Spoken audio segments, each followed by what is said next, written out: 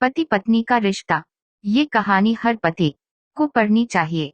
दोस्तों, हमारे जीवन में हर रिश्ते का एक अलग महत्व होता है।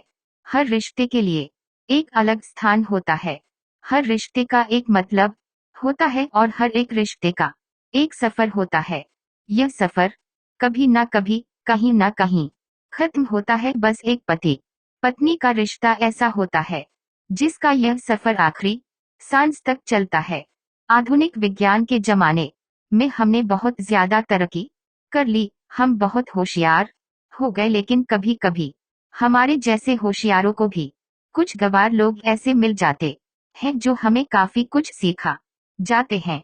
बस अभी एक महीने पहले की ही तो बात है। घर के पिछले भाग में माटी डालने का और प्लांट्स लगाने का काम रमन और कला इन पति पत्नी के जोड़े को दिया था।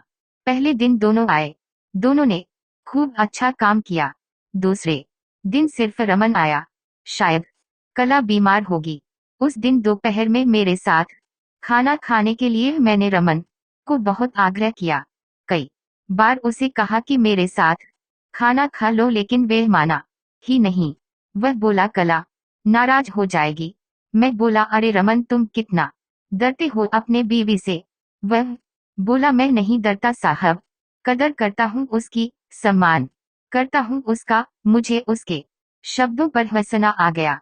मैंने उससे कहा अरे क्या रखा उसमें, ना रंग है ना रूप है, फिर क्यों इतना उसके पीछे पीछे भागता है। वह बोला कोई फर्क नहीं पड़ता साहब, रंग हो या ना हो, रूप हो या ना हो, लेकिन फिर भी वही मुझे जग में सबसे प्यारी लगती है। मैं बोला तू तो पूरा जोरू का गुलाम लगता है, क्या तुझे अपने पत्नी के अलावा बाकी रिश्ते महत्वपूर्ण नहीं लगते। उसने शांति से जवाब दिया देखिए साहब, माँ बाप तो भगवान होते हैं तो उनकी पूजा करनी चाहिए। भाई बहन का रिश्ता तो जन्मजात होता है और दोस्ती का नाता तो सिर्फ काम या मतलब के लिए होता है और बाकी सारे संबंधी मतलब के लिए ही होते हैं। अब देखिए जैसे कि आपका और मेरा नाता भी काम और पैसे का ही है ना, लेकिन साहब पत्नी हमारी कोई नजदीकी रिश्तेदार तो होती नहीं है, फिर भी वे अपने सारे संबंधों को छोड़कर हमेशा के लिए हमारी हो जाती है और हमारे हर सुख दुख में, हर दिन रात में, हर ऋतु में हमारा साथ देती है।